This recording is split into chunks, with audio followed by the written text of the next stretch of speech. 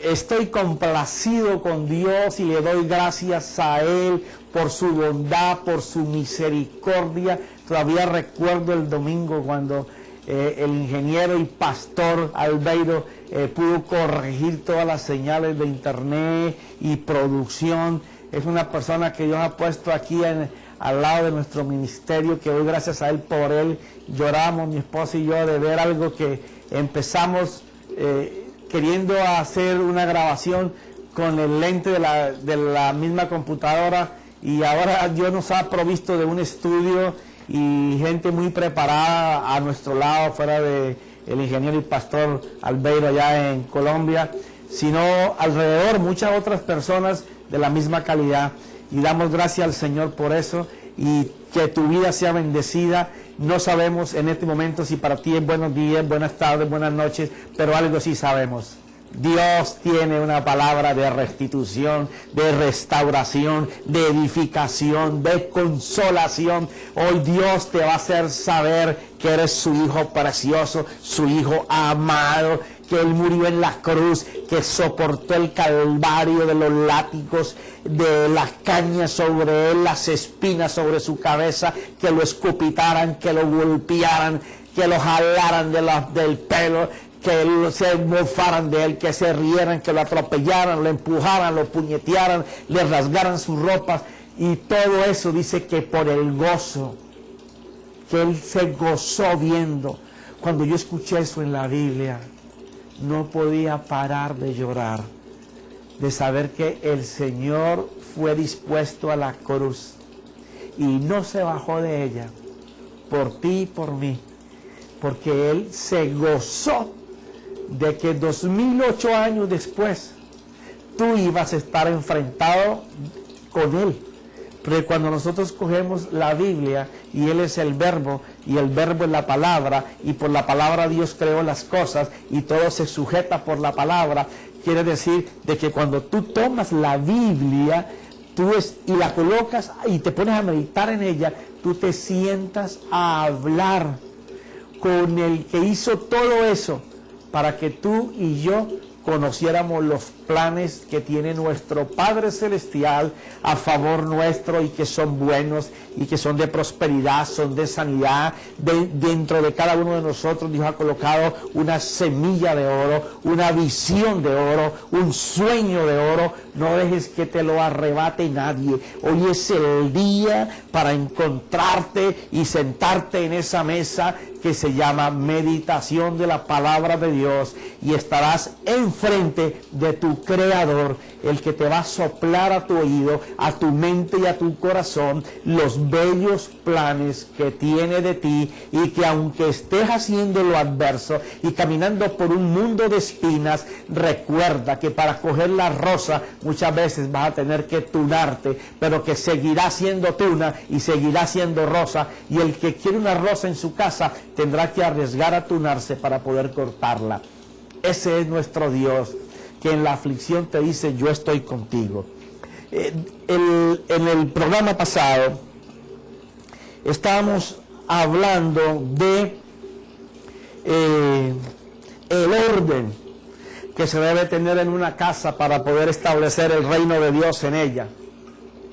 ¿Y qué es establecer el reino de Dios? Bueno, esa es una serie que pronto vamos a empezar, pero te quiero anticipar por adelantado. Poder ejecutar el reino de Dios en tu casa, lo hace en tu vida diaria, lo hace en tu empresa, lo hace en tu trabajo, lo hace en tu iglesia, lo hace en tus relaciones con los demás. Es el poder darse cuenta, en pocas palabras te lo voy a decir, que el Dios de la creación, el que en el principio nos hizo a su imagen y semejanza, y imagen y semejanza también te lo voy a decir en poquitas palabras, porque eso será tema de algún día sobre el carácter de Dios. Imagen, si tú vas a un espejo y tú te paras delante del espejo, no me vayas a decir que estás viendo la imagen de tu papá, de tu hermano, por más parecido que sea, o la imagen de tu vecino, o la del presidente de tu país. No, ahí se va a reflejar tu rostro. Cuando nosotros hablamos de imagen, estamos hablando que Dios nos creó parecidos a Él. Eso es precioso. La única vez que te vas a asombrar al espejo y no te vas a ver tú, sino que lo vas a ver a Él. Eso es glorioso, poder llegar a esa dimensión, porque los hombres llegan a niveles, pero los seres espirituales van a dimensiones en donde tú puedes saber que dentro de ti está Dios y que el reflejo de Dios se refleja en ti. Eso es parte de lo que es el reino. Y lo otro es semejanza. La semejanza es el carácter. Tú ves que tienes un hijo y tú no le has enseñado cosas nunca, y él las hace como tú las haces, o como su mamá las hace, o como tus abuelos, o como tus padres, y tú no se los enseñaste. ¿Por qué? Semejanza. Interiormente vienes a ser igual a o parecido a, pero en el Señor quiere decir que Dios comienza a establecer en las personas que claman a Dios y le entregan su vida, el ADN de Dios comienza a penetrar el ADN tuyo. ¡Wow! Pero esa no me la habían dicho, profeta. Bueno, si tú vas a Génesis te das cuenta. Dios comienza a establecer una comunión contigo y tú con Dios, en donde el ADN de Dios comienza a meterse dentro de ti. Pero es un ADN espiritual. No es que Dios te va a meter su sangre. La sangre la derramó por nosotros. Pero el ADN de Dios consiste en que cuando tú te separas para Dios, Dios hace las transfusiones espirituales. Qué lindo, mi Señor. Mira, Dios te comienza a dar su parecido en el tiempo de comunión que tú estás con Él. Entonces es bien importante que tú tengas tiempo de comunión con Dios, porque es donde Dios va a darte tu parecido, su carácter. Imagen y carácter, eso es lo mismo, es imagen y semejanza. Entonces, una persona que no puede tener tiempo para establecer el orden y saber que primero es Dios, segundo el esposo, la esposa, tercero los hijos, después viene la iglesia y el trabajo, pues no podrá jamás ser parecido al Señor y mucho menos tener su carácter. Entonces, ¿qué pasa cuando nosotros hemos llegado tarde a criar nuestros hijos? Y hablo de criar nuestros hijos en el sentido real. ¿Cómo así, profeta? Y es que yo no he criado a mis hijos. Bueno, a lo mejor tú has criado tus hijos en base a lo que los demás dicen. Has criado tus hijos en base a lo que tú aprendiste. Has criado tus hijos en base a lo que tú ves afuera, a lo que te anuncia la prensa, la revista, la televisión y las películas. Pero se parece eso a como Dios dice que debemos de criarlos. Bueno, ahí es donde nosotros vamos. Aquel que puede edificar a su casa y comienza a colocarla en el orden. De primero vamos a orar a Dios, a clamar a Dios, a interceder a Dios para que todas las cosas caminen bien. Ese está comenzando a ir en busca de la primera página de los planos que van a enseñar cómo debemos construir nuestra casa. La oración es algo que se perdió de las casas. La familia se ha desintegrado porque no hay un altar familiar. Lo primero que Dios hizo cuando el pueblo se rebeló y tenían sequía fue que el profeta Elías edificó el altar. Si no hay altar en tu casa, no hay nada. Hay gente que va mucho a la iglesia, se sabe mucho la Biblia, son compradores adictos de CD, de cassette, de libros, ¿ya? Y es también para ministros. Yo sé que las pedradas duelen, pero si te duele dice, ay, ay, ay, ¿ya? Pero muchos de ustedes son culpables de que el pueblo de Dios camine lungo, torcido, caído, en muletas o en silla de ruedas, enfermo, paralítico, lisiado, porque no hay comunión con Dios. Solamente se está buscando tener el mensaje del momento. Y como tenemos el internet, entonces estoy yendo al internet a ver qué fue lo que el hermano dijo o lo que la hermana dijo, y de esa unción queremos que se manifieste en nosotros. En cada ministro Dios va a operar distinto. Igual en cada padre de familia va a operar distinto. El plan que Dios tiene para ti es para ti. Él cogió tu plano, sabe que es tuyo, y después de que hizo el plano, botó el molde. Cada persona tiene un molde, y según ese molde Dios te va a edificar. Hay bendiciones, camino, carrera, propósito, que depende de todo de la comunión con Dios. Pero si no hay altar familiar, tus hijos van a empezar torcidos, culpa tuya. Los míos han empezado torcidos, culpa de mi esposa y mía. Pero un día dijimos, no somos capaces, así no podemos. Nuestros hijos se van a perder en el mundo de la juventud de Estados Unidos. Veíamos cómo el enemigo avanzaba y cómo nos quería robar nuestros hijos. Y decidimos cambiar todo, porque para lograr éxito a veces hay que cambiar completamente la manera de ser. Como decía mi pastor, el amigo Israel Acuña, a veces hay que reaprender lo aprendido, porque lo que aprendimos no vale nada. Me gusta ese término. Fíjate esto: cuando nosotros estamos dispuestos a que el altar familiar se vuelva a formar, tú me dirás, pero es que en mi casa nunca hubo altar familiar. Eso no quiere decir que Dios tenía un altar para la casa donde tú te levantaste. No mires hacia atrás. Si tú te atas al pasado y no lo quieres soltar por el dolor, por el odio que te causó, por la amargura, por el pesar, lo que sientes que pasó atrás, si no lo sueltas, tú no vas a poder vivir tu presente. Y las decisiones que vas a tomar hoy van a afectar tu futuro. No has empezado a caminar hacia el mañana y ya lo tienes hipotecado. ¿Por qué? Porque no estás decidido a romper. Pero hoy es el día en que toda cadena, toda atadura que se haya levantado en contra de tu familia tiene que ser rota. Y yo te estoy hablando del especialista en romper cadenas, el especialista en romper los cerrojos de las cárceles que te aprisionan. Yo no sé si sea pornografía, yo no sé si sea abuso familiar, yo no sé si sea violencia familiar, yo no sé si sea dolor del pasado, yo no sé si tu corazón esté tan herido por tu infancia y tu juventud que tú tengas represalias contra tu esposo, contra tu esposa, contra tus hijos, contra el mundo en general. Pero una cosa sí te digo, las llaves de esos dominios las ganó Jesús y nos las entregó a nosotros. En tu mano está la vida. Tú puedes, como te decía en días pasados, colocar la mariposa dentro de tus manos y cerrar la mano y matar la mariposa, o puedes abrir la mano y la mariposa seguir volando y siendo hermosa. Tú tienes las llaves, tú tienes el tiempo, tú tienes la decisión. La primera comunión que hay con Dios se llama la oración. Y no la oración de la que tú vas en tu carro o en el bus, en el camión, en el trabajo. Ay, Padre, cuida a mi hijo, cuida a mi hija, que no le pase nada. Y Señor, dame el pan hoy, aumentame el sueldo, que mi patrón me trate bien. Gracias, aleluya, amén. Eso no funciona, mi amigo. Eso no funciona. En ningún momento los oídos de Dios van a estar escuchando una cosa semejante a esa.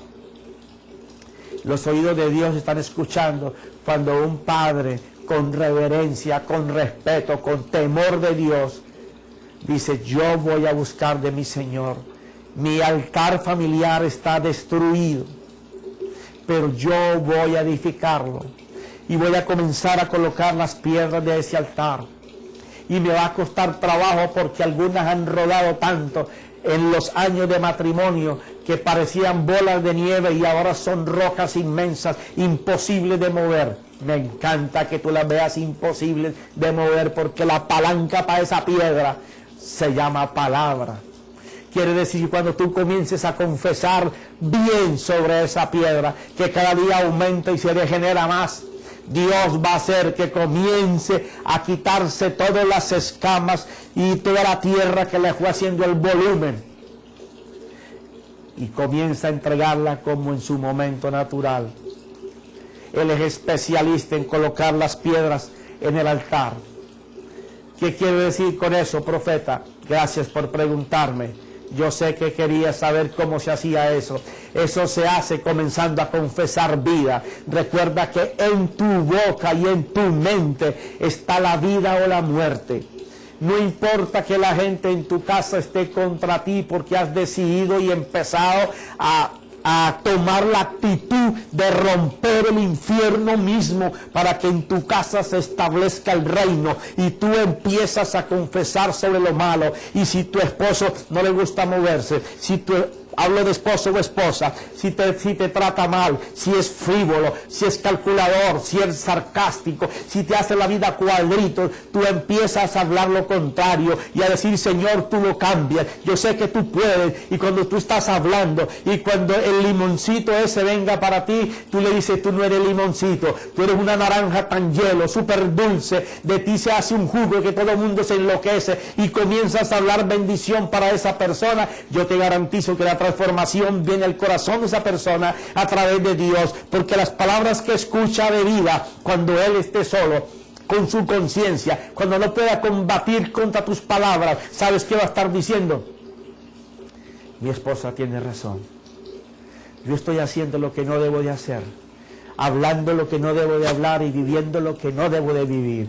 Por culpa mía, mi esposa está sola criando a mis hijos.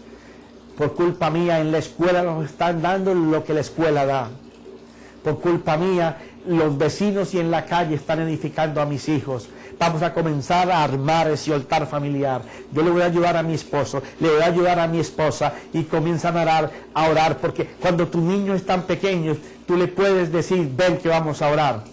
Aunque hay muchos padres que hasta de pequeños ya han perdido la autoridad con sus hijos. Su hijo tiene 4 años y maneja a su papá. Y su papá, como vivió cosas contrarias, entonces el niño ahora patea a los mayores y les habla palabras feas. Papá, y ay, tan gracioso el niño.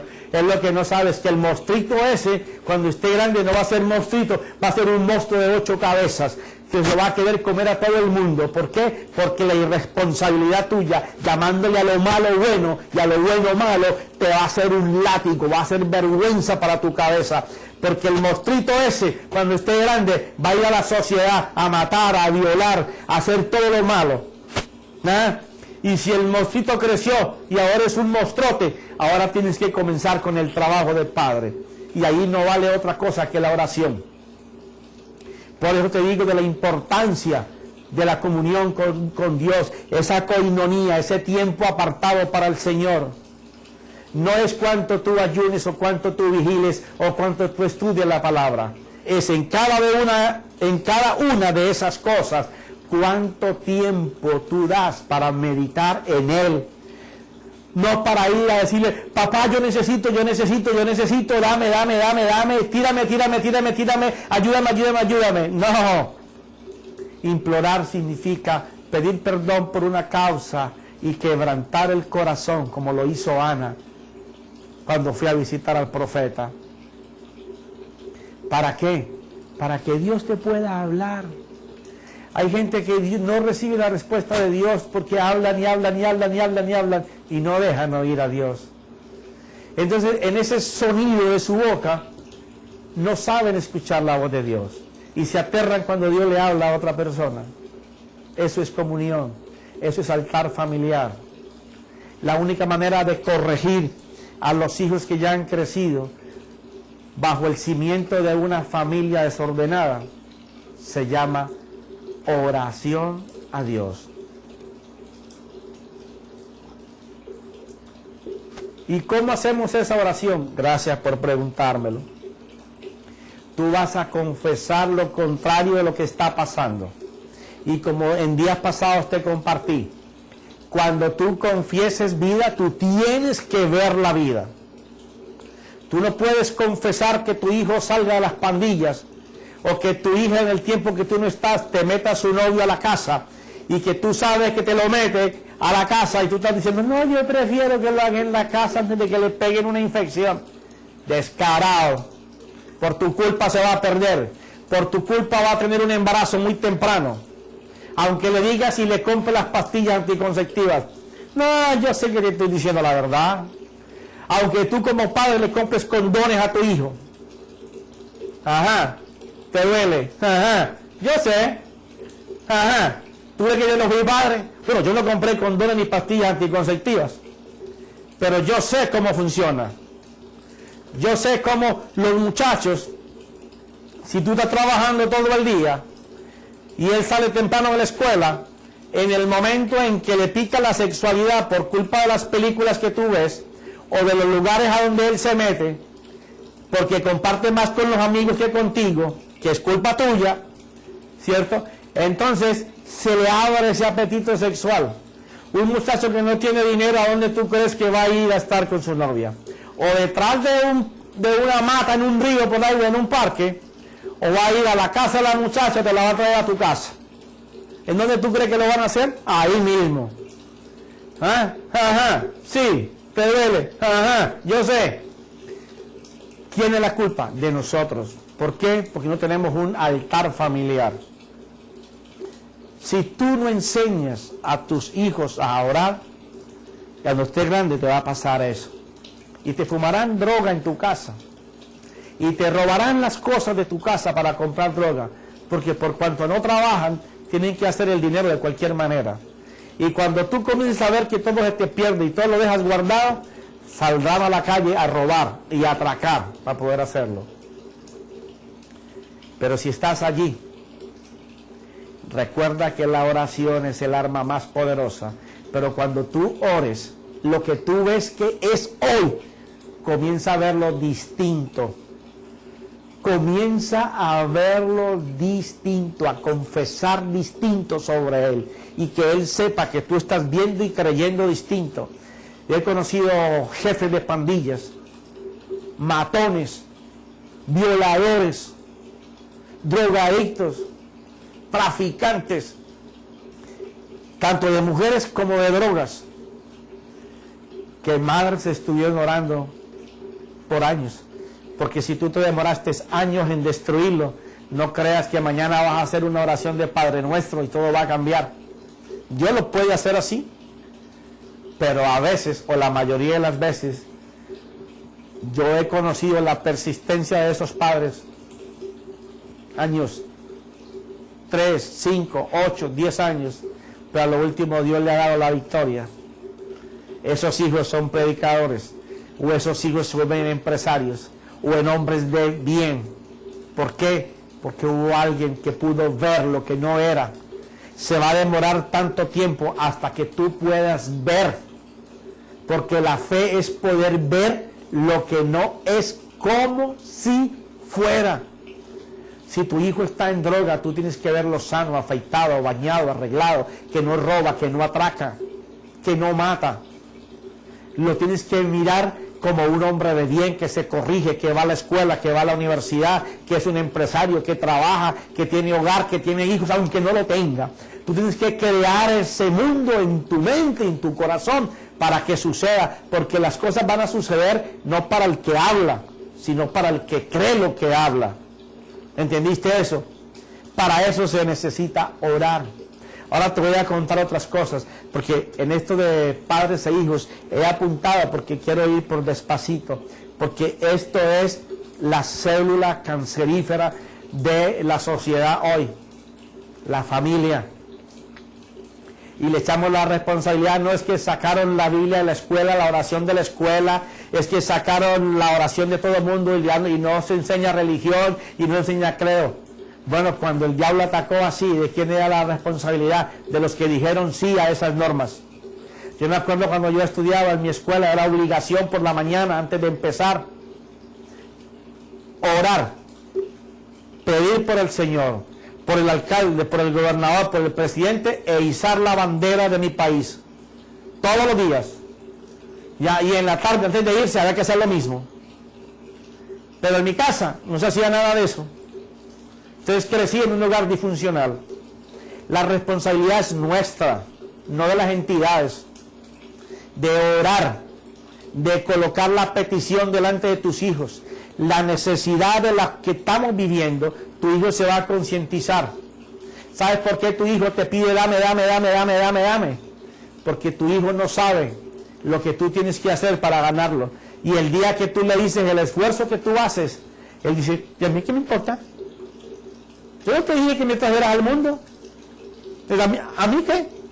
Él te va a pedir los tenis de marca, las cosas de marcas, todas las cosas conforme él ve que hay en el mundo. ¿Cuál es la corrección? Orar creyendo. ¿Y cómo se cree? Visualizando. Ahora fíjate.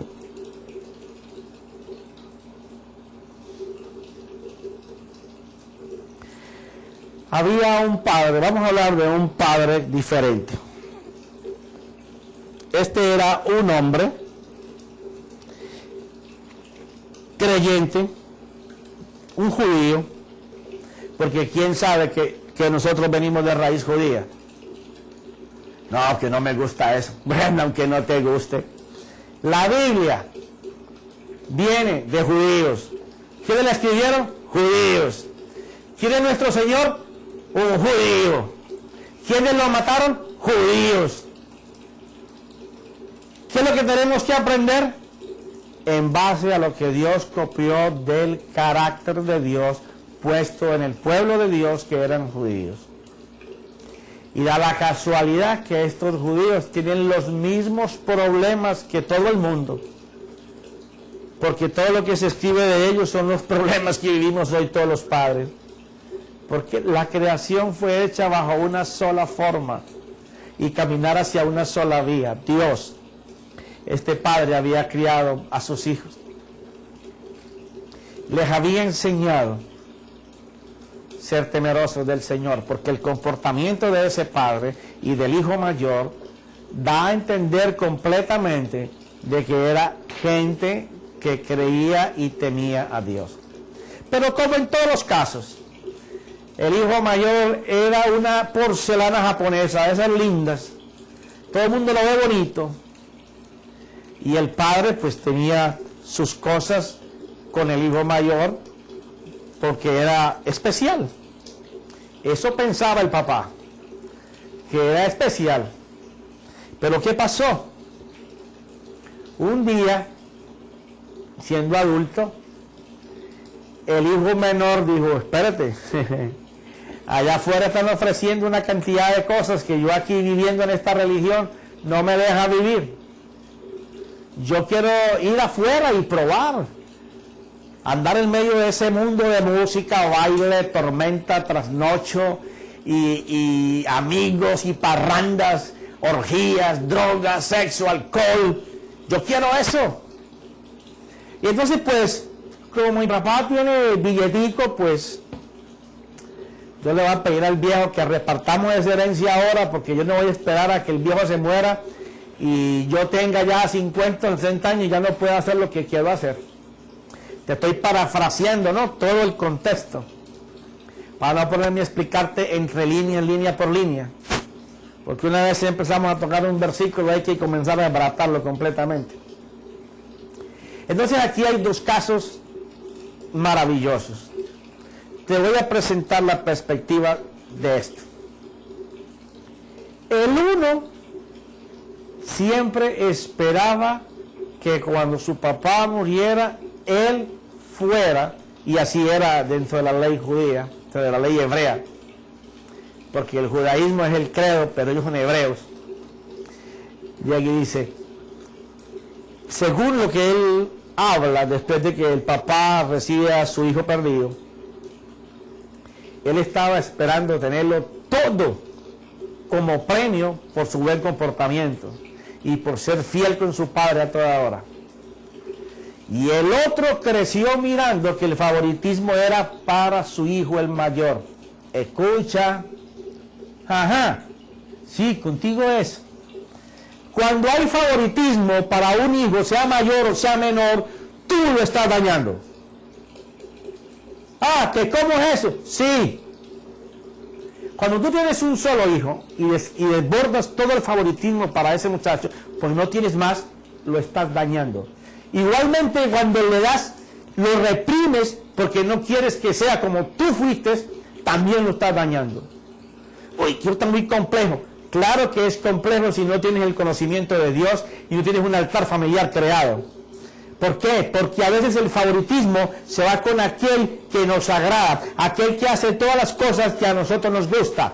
Entonces a ese hijo, sin darse cuenta, él comienza a mirar los besos, los abrazos y las buenas palabras, y tú sí puedes, me siento orgulloso de ti, me encanta lo que haces, oye, me siento feliz. Y el que está debajo, que no está en ese nivel, está llevando el embate de un padre que sin darse cuenta lo está aplastando, lo está prisionando. Muchas veces las palabras no son tan hirientes como los hechos. A veces un hecho a favor de un hijo, delante de otros hijos, no enseña que toda la familia está contento por el éxito de ese muchacho, sino que todos son menos que aquel. Y un muchacho comienza a recibir eso con un mensaje equivocado, aunque el padre no fue lo que quiso decir. Pero es que ellos no son los padres, nosotros somos los padres, nosotros somos los comunicadores. ¿Sabes por qué la relación padres es tan mala? Porque no sabemos comunicarnos, no sabemos decirle a nuestro cónyuge lo que nosotros queremos, lo que nosotros deseamos. Entonces enviamos un mensaje corporal que a veces es más dañino que el mensaje audible. Con los muchachos es exactamente igual, con la diferencia de que posiblemente los muchachos no hablen y tu cónyuge sí te reclame, pero él va siendo lleno, dañado. Este muchacho, el padre de ese muchacho me dio permiso para tomar agua, dame un chance. Ese muchacho, llegó un momento en que él pensó que él tenía derecho de hacer las cosas que él quería, porque dentro de los hebreos, ellos saben su herencia. Los únicos que no conocemos la herencia somos los occidentales, que no estamos enseñados, no nos enseñaron a eso. Por eso a ellos les es tan fácil saber la herencia de Dios para sus vidas, y por eso tú nunca vas a ver a un hebreo que practique el judaísmo, lo vas a ver lavando platos, lavando carros, trabajando construcción con un pico y una pala. En donde tú lo veas, al país que emigre, lo vas a ver siempre por encima de la demás sociedad. Pero también le vas a ver que tiene una actitud, un carácter, un comportamiento hacia la vida diferente a lo que los demás hacemos. Comunión con Dios. Este muchacho pidió que le dieran su herencia para gastársela. Y quiero leerte lo que dice la Biblia. Eso está en Lucas, capítulo 15, quiero leerte el versículo 11. Y Jesús dijo: cierto hombre tenía 2 hijos, y el menor de ellos le dijo al padre: Padre, dame la parte de la hacienda que me corresponde. Y él le repartió sus bienes. Él le dijo: mira, te voy a dar a ti solamente, y tu hermano la voy a guardar. Él dijo: voy a hacer con los 2 justicia. Esta es tu parte, hijo menor, esta es tu parte, hijo mayor. Le entregó sus partes. Porque al repartir la herencia, todo el mundo tiene que tener su parte. No muchos días después, el hijo menor, juntándolo todo, partió a un país lejano y allí malgastó su hacienda, viviendo perdidamente. Cuando lo había gastado todo, vino una gran hambre en aquel país y comenzó a pasar necesidad. Entonces fue y se acercó a uno de los ciudadanos de aquel país y le mandó a sus campos a apacentar cerdos. Y deseaba llenarse el estómago de las algarrobas que comían los cerdos, pero nadie le daba nada. Fíjate esto. Este muchacho decide emprender una vida a la cual no estaba preparado. Él estaba enseñado a vivir siendo piadoso con sus padres, con su hermano, compartiendo la vida de Dios. Y ahora este hombre sale a la vida sin preparación. En la misma manera salen nuestros hijos a la vida, sin preparación ni temor de Dios. Entonces son presa fácil del mundo que se mueve allá afuera. Por tal consecuencia, son destruidos, y lo poco que construimos, el mundo lo tapa. Este muchacho tenía la ventaja de que había crecido conociendo de Dios, por lo menos de Dios. Llegó un momento en que él gastó todo lo que tenía y había una gran hambre. ¿Y sabe a dónde fue? A donde ningún hebreo va a meterse a trabajar. a darle comida a los cerdos. Imagínese usted que estar con ese animal para un hebreo es abominación para Dios. Porque en aquel momento, desde Moisés había mandado que los animales de 3 pezuñas eran abominación para el Señor. Y él estaba allí no solamente untado de puerco, oliendo a puerco, revolcándose con los puercos para querer quitarle una pepita para él comer. Y si eso era de esa manera, quiere decir que había gente que lo estaba vigilando, porque cuando él le echaba la comida a los cerdos, no podía sacar las pepitas para él comer. Deseaba comerlas, dice. Estaba pero bien mal. Nuestros hijos cuando están allá afuera, que están atrapados en la droga, la pornografía, los vicios, los malos amigos, hijos que no están con nosotros, que solamente llegan a la casa para dormir, y al otro día tú te vas a trabajar y él duerme todo el día, y cuando tú llegas él se está ya yendo, que solamente pregunta por la leche, el conflay, el almuerzo, la comida, y no te hace nada más. Él está siendo atrapado por un mundo de donde no debería estar. Pero a diferencia de este muchacho, el de nosotros no tiene principios del Señor. Por eso nosotros debemos de orar, que era lo que te decía en el punto pasado. Aún siendo este muchacho en esas condiciones, dice la Biblia que él recordó que en la casa de su papá había de todo, pero que él se encontraba en una posición diferente y prefirió ir, postrarse con su papá y decirle que aunque ya no tenía herencia, que lo tratara como uno de sus siervos. ¿Por qué? Porque él se acordó que en la casa de su padre no solamente tenía techo, comida, sino protección y amor. ¿Cómo tu hijo va a darse cuenta de que nuestro padre tiene eso para él? Cuando no son los amigos lo que según él ve le ofrecen lo que no le ofrecimos por años. Cuando el altar familiar esté levantado. Cuando tu hijo vea que tú estás orando por él. Cuando tu hijo vea que tú entras a su cuarto y él está perdido en la borrachera o en la droga y tú estás confesando sobre su vida. Así te bote del cuarto. Tú tienes que tomar autoridad para decirle, si estás aquí, aquí es la casa, es mi casa, y esta casa la he consagrado al Señor, y así se tapen los oídos, tú vas a confesar vida para Él, y a visualizar vida para Él. Y en los momentos en que Él esté perdido, haciendo lo que no es correcto, Él se va a acordar de tu confesión, se va a acordar de tu oración. ¿Saben lo que pasó aquí? Este muchacho reaccionó porque él sí conocía lo que el padre tenía para él. Y prefirió ir arrepentido y decirle que lo tratara como un siervo, o menos que un siervo, pero que él quería estar ahí, en el lugar que era el más agradable. A lo mejor tu hijo no crea que tu casa es lo más agradable, pero cuando él vea el nuevo ambiente que tú estás creando, cuando él vea la mano de Dios sobre su vida, él va a desear estar en casa. Porque ya la mamá no es juicio, la mamá es amor, el papá es amor.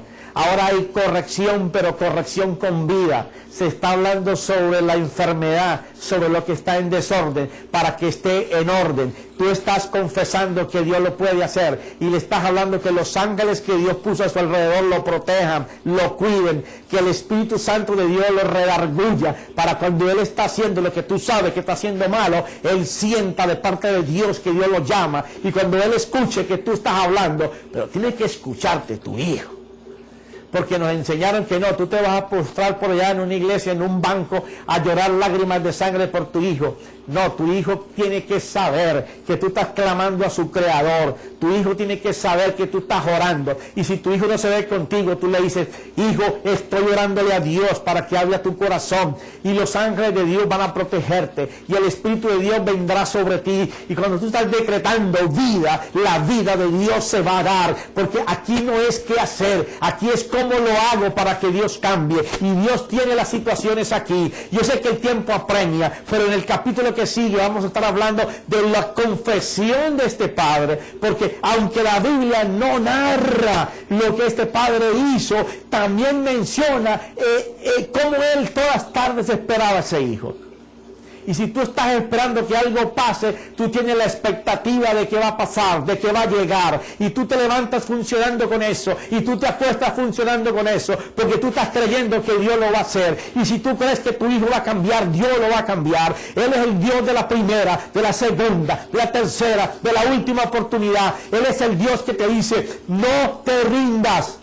Yo te sujeto, yo te fortalezco, yo te doy fuerzas, yo te doy ánimo, yo te doy palabra de vida, yo te doy el grito de batalla, yo te doy toda mi unción para cuando tú hables, cuando tú ores, no solamente los cielos se rompan y esa oración suba como olor fragante a mí de ese padre que clama por ese hijo. No, yo estoy contigo, estoy en tu causa, deseo tu hijo, amo tu hijo, tengo preparado un camino para él, así como tú estás viendo hoy que por falta de tener un altar en tu casa paterna, ahora tú vas a hacerlo en tu casa, rompiendo todos los esquemas, diciéndole al mismo infierno, hoy me he dado cuenta y empiezo un altar en mi casa, en donde lo primero que voy a hacer en la mañana, en la tarde, en la noche, es decirle al Señor, Señor, estoy edificando mi casa, dame fuerza, fortaleza, aliento, sabiduría, hazme parecer a ti, Señor, necesito tener tu confianza. Y él dice que no hay quien clame a Dios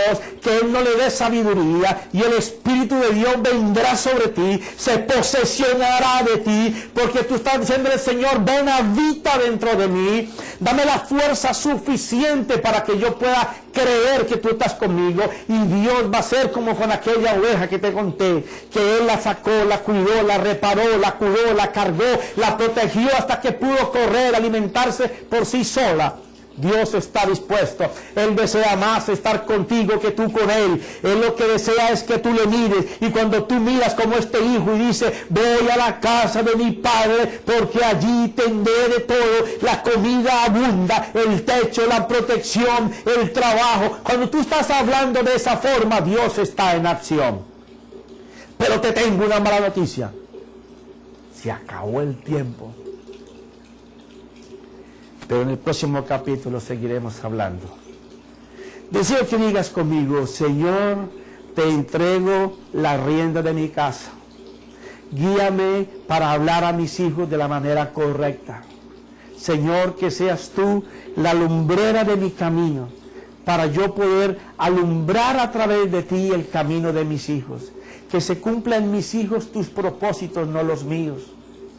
Te entrego mi corazón para que seas mi Señor, mi gobernador, mi alentador. Y el Padre dice, lo acepto. En el nombre de Jesús, en el nombre de Jesús. Amén y amén.